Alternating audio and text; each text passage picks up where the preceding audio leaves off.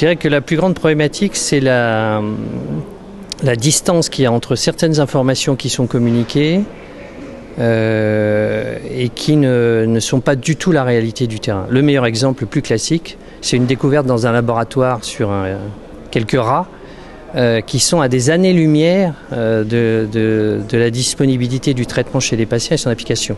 C'est-à-dire que les patients arrivent avec une coupure de journaux en disant voilà, on a trouvé un nouveau... Non, on n'a pas trouvé un nouveau médicament. On a montré qu'une molécule avait un effet X ou Y sur la neurodégénérescence, par exemple chez le rat, à l'autre bout des États-Unis ou de la France ou en Europe.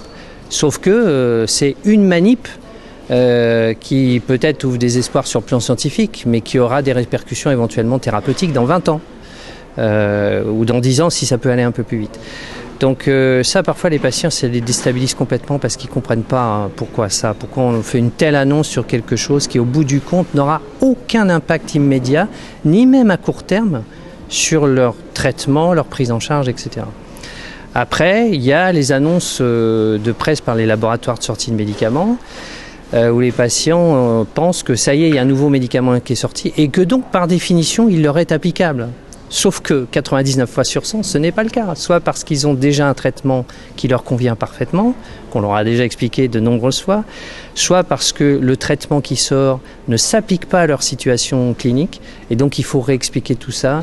Et cela dit, on est là pour ça.